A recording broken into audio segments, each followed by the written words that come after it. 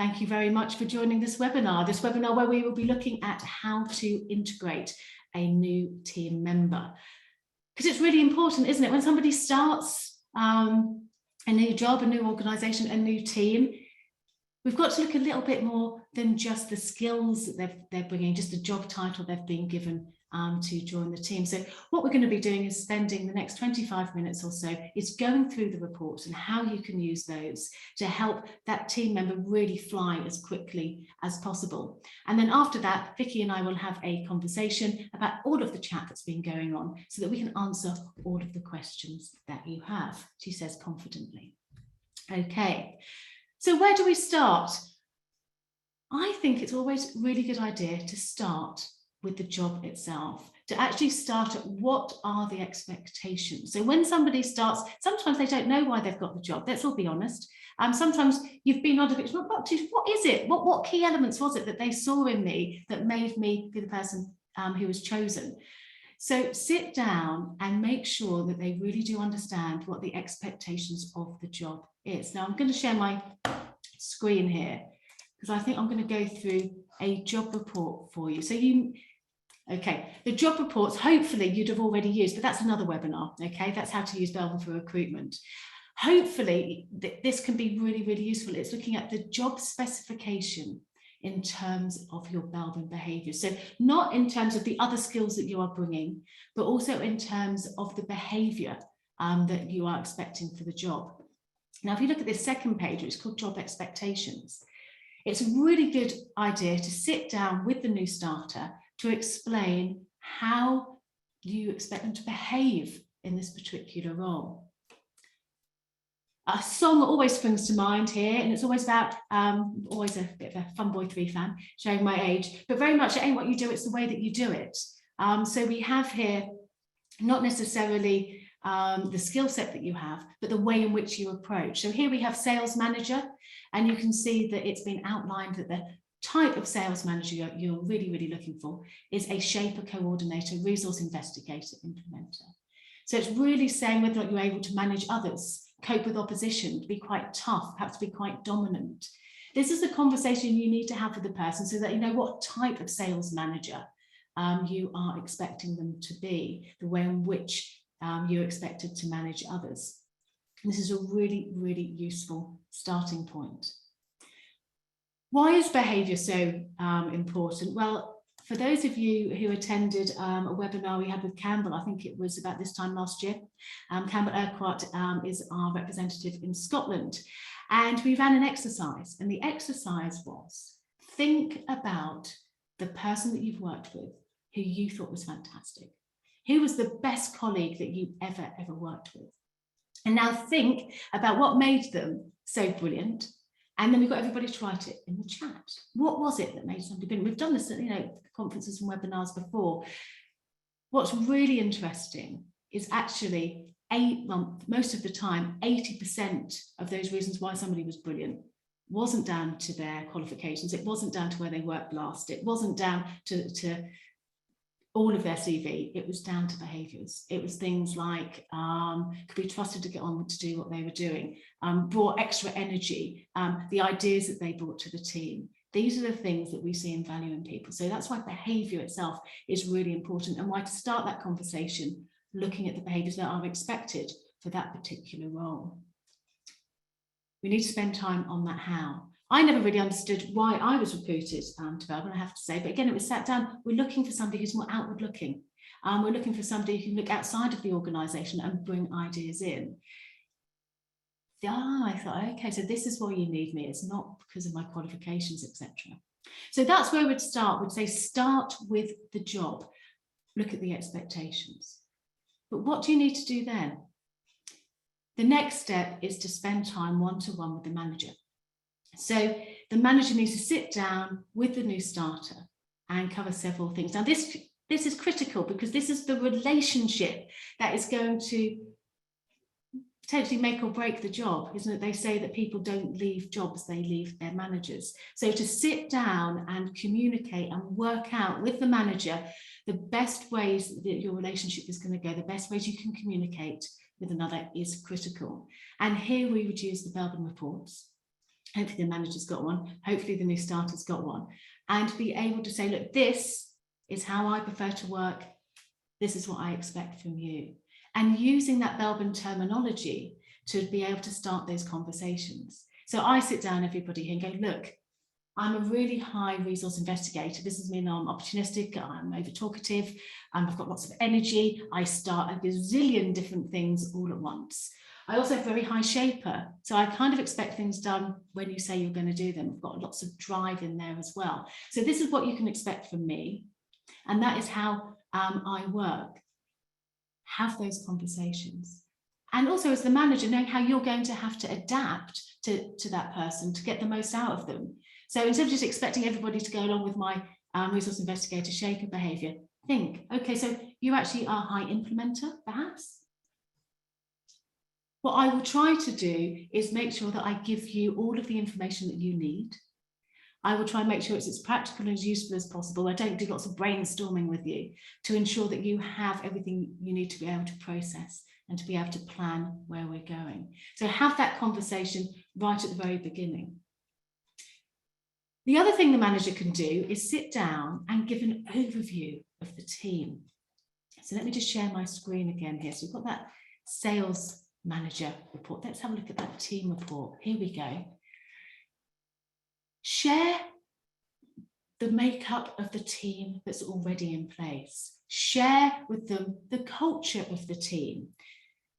This is really useful because one, it shows where they fit with everybody else. But if you've brought somebody in specifically to be a culture add as opposed to a culture fit, and this came up in one of our previous webinars, make sure they know that. Make sure they understand why perhaps they are bringing different behaviours to everybody else, and what is that going to mean? How is that going to be best managed? Have that conversation with the manager. This is also very useful if you go to another page of the team report, which you look at the potential contributions. Because everybody in the team has got a job title, but what else can you get from them? How else can you use everybody within the team? So again, it's a great idea for the manager to say, look, when you're looking for this, it's a good idea to speak to so-and-so. They'll be able to give you this. This is something that you maybe find useful.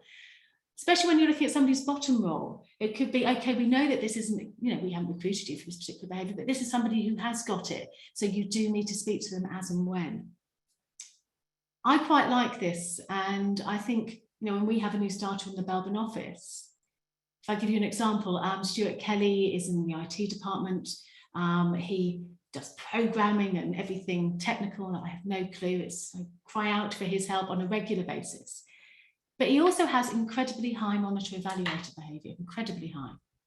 So I know that if I've got this yet another idea that I think sounds fabulous, is that the first person I go to is not somebody else in the office who is just going to add more, yes, this is amazing. It's actually go to Stuart, because I give him time to actually work out, yes, Joe, that's worth pursuing, or do you know, I don't think so right now.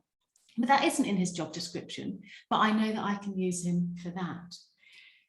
Quite interestingly, I also know not to send anything out of the office unless either Jill, who is our training manager, or Vicky, our head of R&D, has had a look through, because they're incredibly high completer finisher.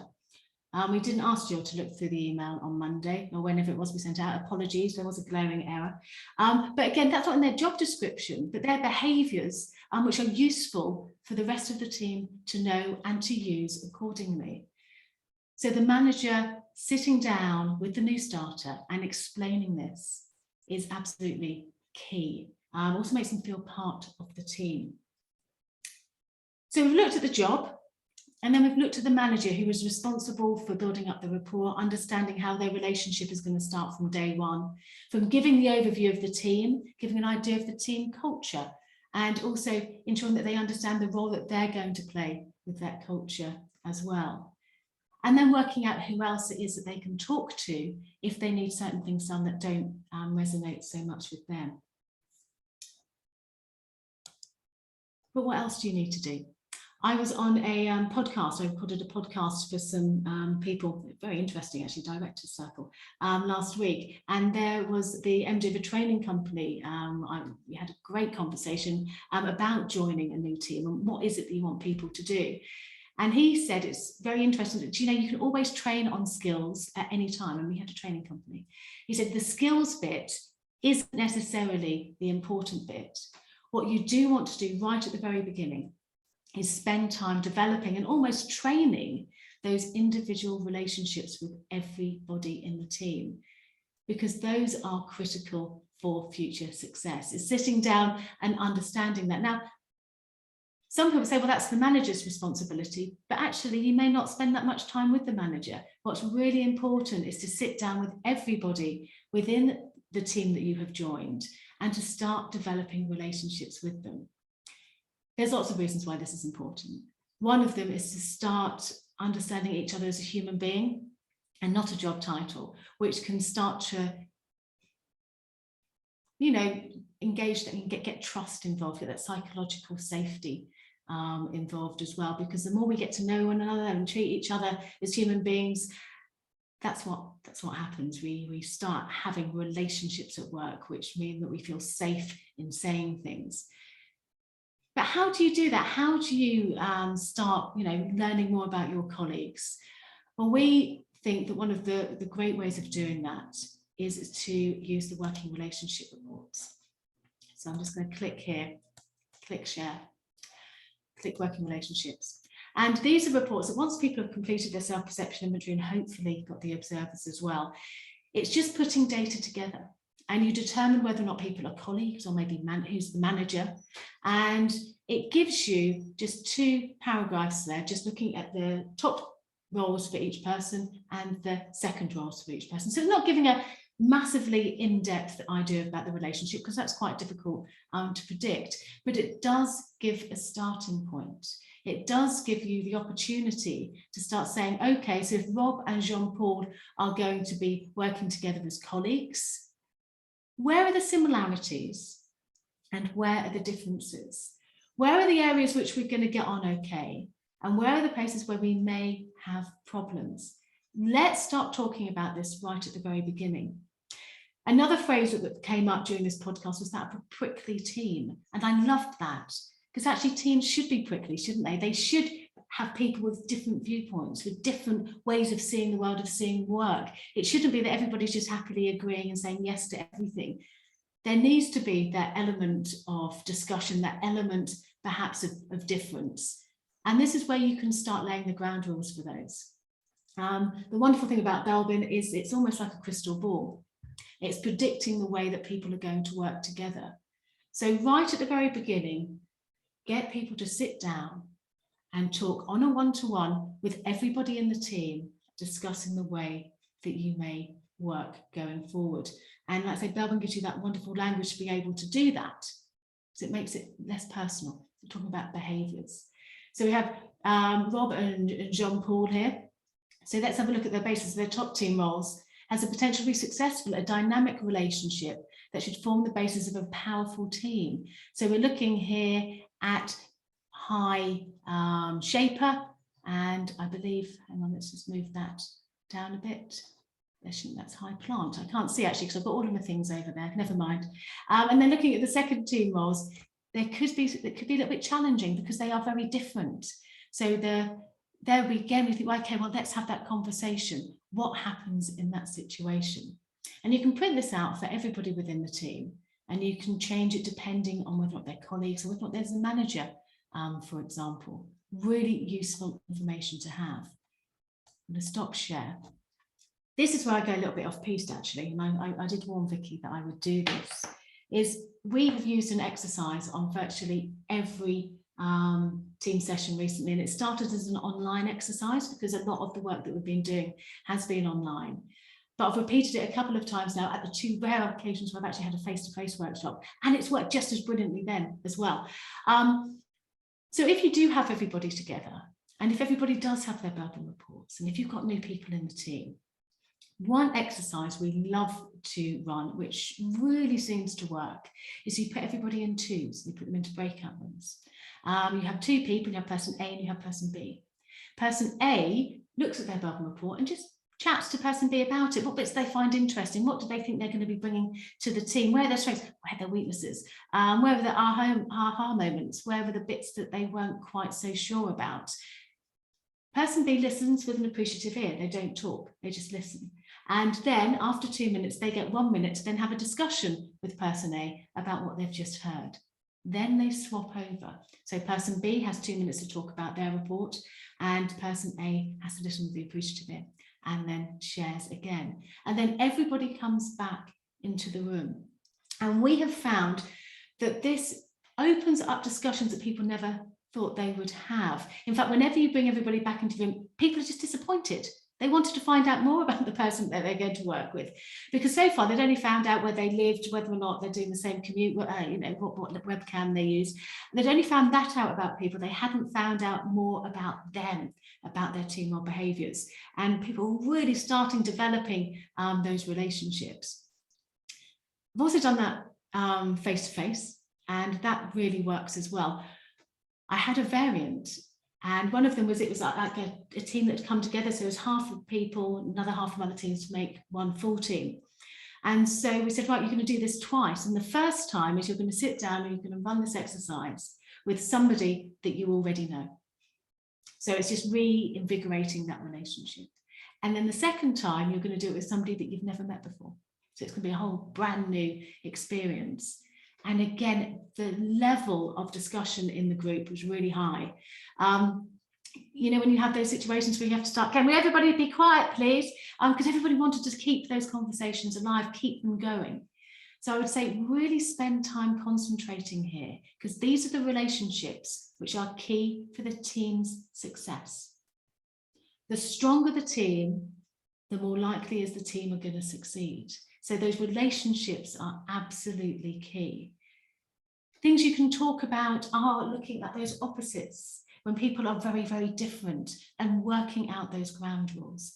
So, for example, if somebody has to work at a very high plant, coming up with all of those ideas, that creativity, that original thinking, if they're working very closely with somebody with high implementer behaviour, there has to be an understanding that the implementer doesn't need to think about a practical solution for every single one of those ideas. It's okay. They can just stay there. And the plant needs to realise that the practical questions that are coming forward are actually needed, because otherwise none of those ideas, nothing would ever happen to them. So it's having those conversations right at the beginning and having those ground rules which are going to be vital for going forward. Okay, looking at my list here, looking at the time. So start with the job, make sure the expectations are there. Then it's the manager, the relationship with the manager, and then looking at the team as an overall. But then the crucial element is making sure that everybody within the team has a chance to have a one-to-one, so that you can understand the relationships for the future. It doesn't just have to be that team either. It can be that you have other stakeholders or other teams that you're working really closely with. Sometimes we restrict our onboarding, and this came up last week. We restrict our onboarding or welcoming a new starter to the immediate team, when actually it can be just as useful that they know Joe Bloggs over in that team as well, or that it's crucial that they build up a relationship over there, because that's something that they're going to be using over a period of time. So make sure it's not just the immediate team, but it's also the team outside as well, to let people, you know, really learn what they need to do. Okay, so we've got that, how to work together, and these conversations. Honestly, the more you have this communication, the more you understand that people are different, you honour and respect that difference, the more likely is that that trust is going to be established a lot quicker. And trust and psychological safety is not a tick box. It doesn't happen. It has to be something that is continually worked upon. And Belbin isn't a one-off either, actually. I mean, if the rest of the team have their Belbin reports, why not take the opportunity to everybody review their contributions to the team, because everything changes. The team changes, probably the goalposts have changed, perhaps the objectives have changed, the timescales may have changed, the personnel has changed. We live in a very fluid world, don't we? It's very rare that you have something that stays exactly the same all of the time. So use this opportunity for everybody to get their Belbin reports, dust them off, and start remembering what it is, the contributions that they are going to make, and including that new starter in with those. It's a really wonderful opportunity. There's another wonderful opportunity. Your new starter hopefully has got self-perception inventory, but you probably didn't ask them for observer assessments because it probably wasn't relevant, or it may have been quite difficult at that time. Although if you can get them, please, the observer assessments are critical right at the very beginning. But if you can't, that's the way the world goes, isn't it? But why not ask the team to fill in the observer assessment? And these is just a tick list of words. List A relating to the strengths, the list B is relating to those weaknesses for each of the team roles. Get them to tick those within the first 2 weeks, because this is when you've made a first impression, and we rarely get to know what that first impression is. So use this opportunity to find out what it was that people first saw and first resonated with. This is really useful information. Of course, you should then redo this about 3 to 6 months after the new starter had joined. Why? Well, to check that what they're bringing to the team is what you thought they were bringing to the team. To check that the behavioural contributions that you wanted and what aligned with that job right at the very beginning is actually happening, or where perhaps you need some more training or a little bit of realignment. Some of the pages of the reports are really useful here. If we go back to the individual report, I've got one for Ali Blue. I just scanned through this here. So looking at that working environment that you thought Ali would be best suited to, check that is the case. How has that changed once you've added observers? Looking at these suggested working styles. So as the manager, hopefully you've used this in the first instance to make sure that Ali knows what kind of contributions that they need to be making. But how has this changed once you get those observer assessments? Are there any differences? And of course, the other page here is you can start seeing how different people in the team have observed you. What is that relationship? Have you managed to make the most out of that relationship?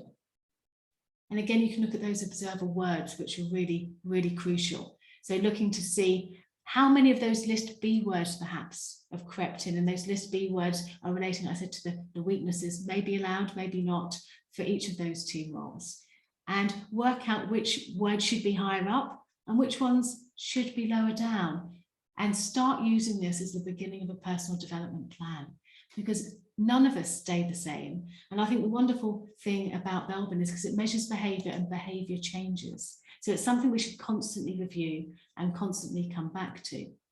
How we are right at the beginning when we start work, when we start a new team or new organisation, isn't the same as we are months, years, decades later. We learn different experiences, different people, different managers, different relationships, COVID. All of these things really do influence the way that we behave. So how to best use the Belbin reports to integrate a new person within your team. And we know that a lot of you have had to do this, because 70% of you said that you've had new members in the team just within the last 12 months. So starting off with those expectations, how you're expected to do the job, not just your job title. Sitting down with the manager, working out that relationship, working out the culture of the team, using those team reports there, understanding who to go to as and when you need extra input, and also relating that to your bottom role. Joe, where are the completed finishes? This is crucial information that I'd need to know. So sitting down with your managers, and then sitting down with everybody that you've worked with, not necessarily just your team, using those working relationship reports, and also for those other stakeholders, other members of the team, that would be really useful. Spend time here. You start making those relationships as strong as possible. I can't stress that enough. Then what you need to do is get those observer assessments, get your first impressions. How did you come across in the first 2 weeks? And then again, 3 to 6 months later, so you can see whether or not that person really has contributed as you'd hoped, or whether or not it needs a bit more training or alignment, so on and so forth. So keep that going, keep that constant learning there, and use it as an opportunity for the rest of the team to get their Belbin reports out and start reusing that language. Because building teams are hard, new starter or not, and it's not something that's done overnight. It's something that is constantly worked at. So any excuse to start putting the work to one side and then concentrating on the team itself is always time well spent. So there we have it. 30 minutes of how to integrate those new team members using the Belbin reports. Vicky, my own voice is somewhat annoying. Hello. Is there anything that I've missed out? Vicky actually wrote all the how-to guides. I'm just the chatty one. So is there anything I missed out, or any good conversations in the Q&A or in the chat that we should talk about? Yeah.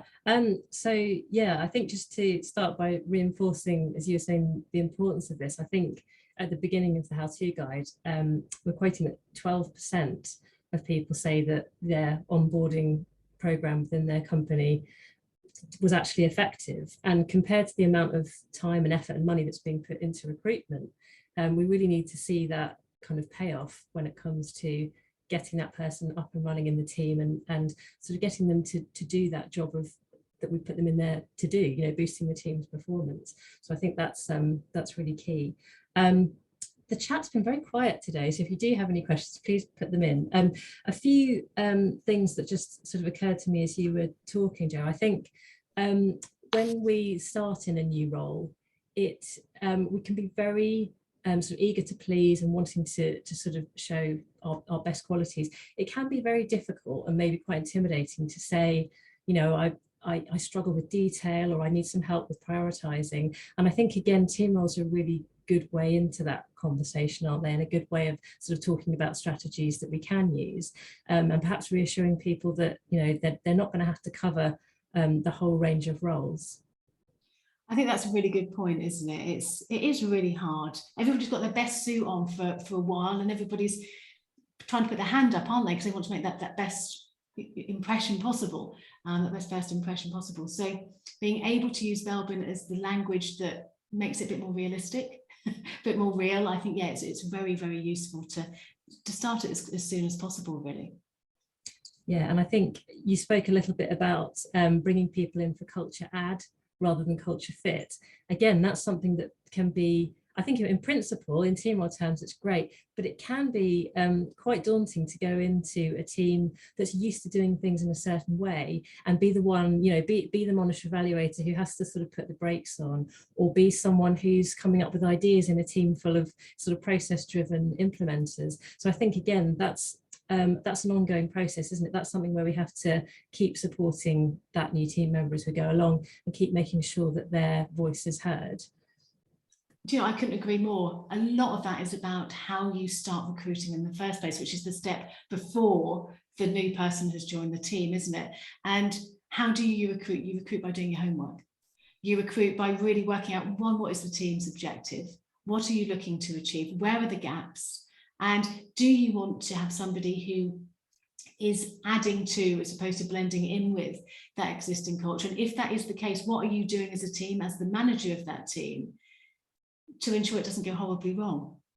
Because we've all experienced it. I'm sure that people, well, we need somebody who is actually going to stop us going off at 100 miles an hour. We need somebody to say no. We need a no person. And then you employ that monitor evaluator saying, have you thought about this?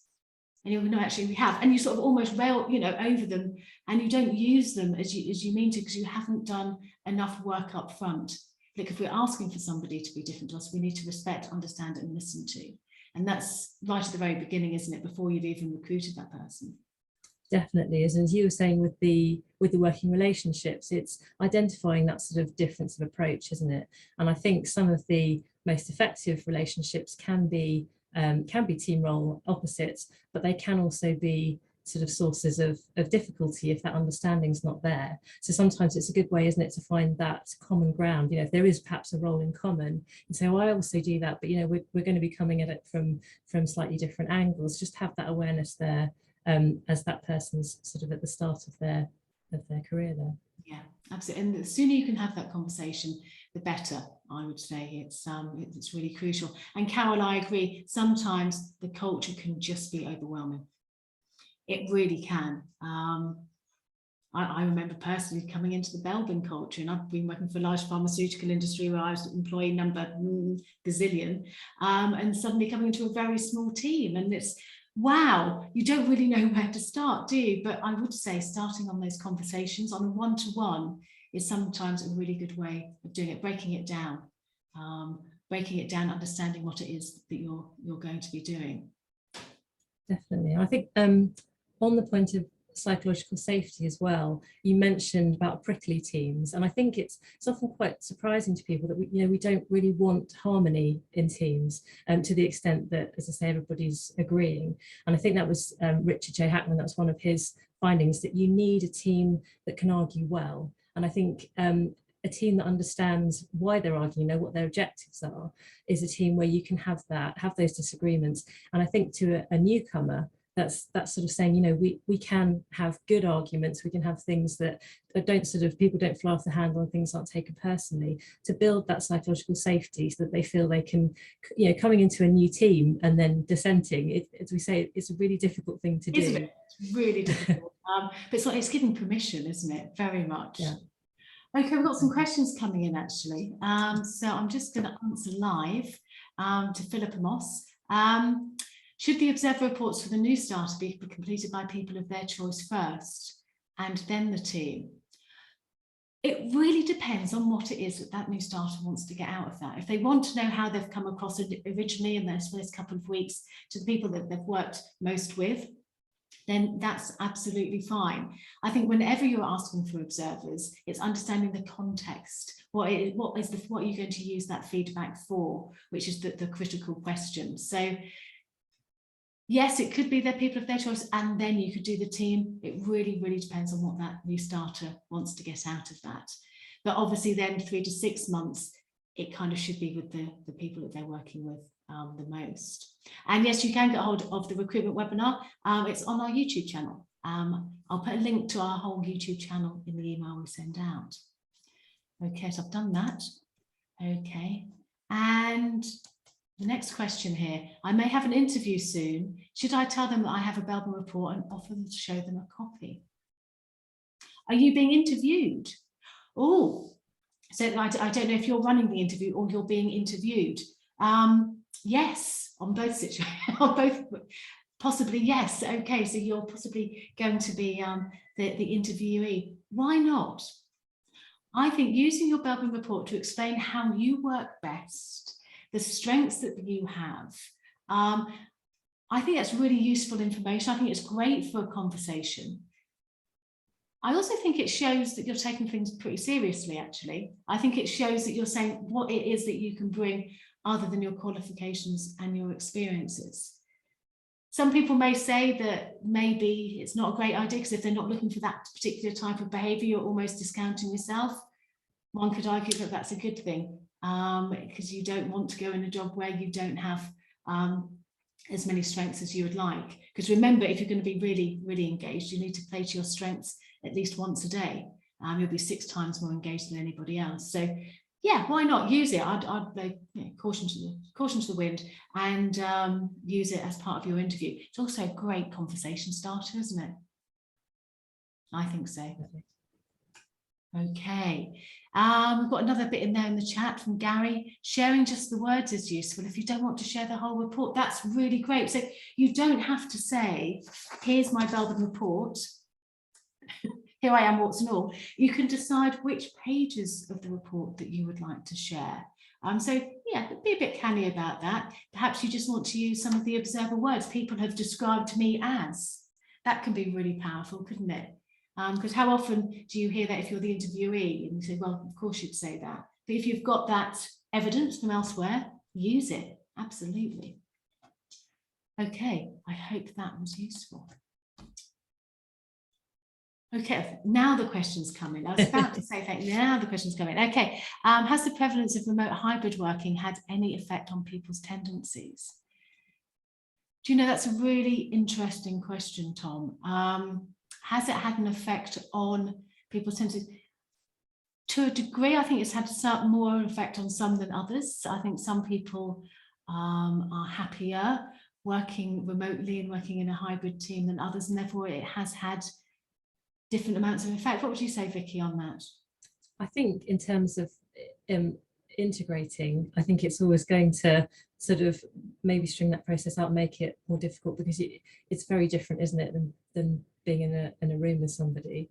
But I think, as you say, what we've noticed from our surveys is that, you know, with certain roles, the roles that rely on that sort of lots of interaction and get lots of energy from that, it does make things more difficult for them, and they're still seeking that out. So I think it does depend very much on the individual.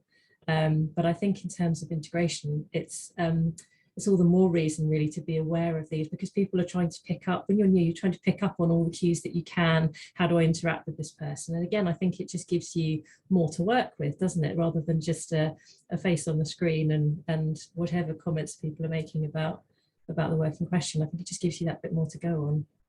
Absolutely, absolutely. No, good question, Tom. But all team roles are still needed, whether or not you're face-to-face, hybrid, or entirely virtual. You still need these behavioural contributions from the team.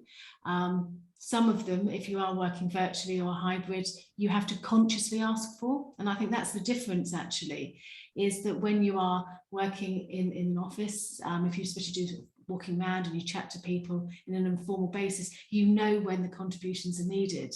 When people aren't there, sometimes, with the best will in the world, you do forget. So you need to consciously get, oh my goodness, no, we needed this behaviour, and actively making sure that you bring everybody in.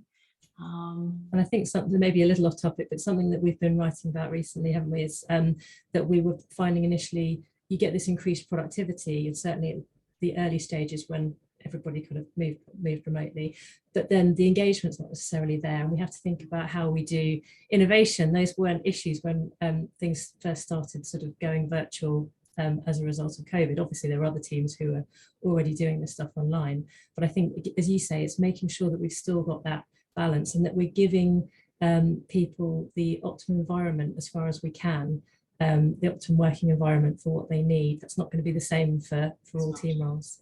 No, and treating everybody the same, expecting everybody to react in the same way is unrealistic. It really is. I think with the new starters, if your new starter is online, it is again even more important to look at these one-to-one conversations, to really schedule them in, because otherwise it's very easy to turn off, isn't it? And the rest of the team suddenly isn't there. So really make a conscious effort, if you are working in a hybrid situation or a completely online situation, is to have these one-to-ones with your colleagues and your manager on a regular basis, to make somebody feel more part of. People like to feel part of something, which again we take for granted if in the office. Make sure you use that, you work on that to get the most out of everybody. Okay. That's 45 minutes. That's a 45-minute webinar of how to integrate new members into your team, which is something that everybody needs to do. Well, not everybody, but 70% of you. It's quite a high number. Start with the job, make sure the expectations are known. Then it's them over to the manager to make sure they understand the way that they're going to communicate together, and also the team overall. Looking at things like the culture of the team, who to go to if. Then spending time on those individual relationships. You can train somebody about your product, about everything else at any point, but really invest time in training those individual relationships to get the most, to ensure that that team is going to be as its most effective. Keep those conversations going. Dust off your Belbin reports, get the team to review everything, use those observer assessments, and using Belbin as that language is really going to help that new starter make the best possible start it possibly can. And it's needed, because the Gallup survey did show that only 15% of people were happy with their onboarding process. So this is really, really useful stuff. The Belbin reports can help you at every stage of the way. So please do get in contact with us if you'd like to know more about those. But otherwise, thank you very much, everybody. And the recording should hopefully be out later today. So thank you for joining us. Thank you.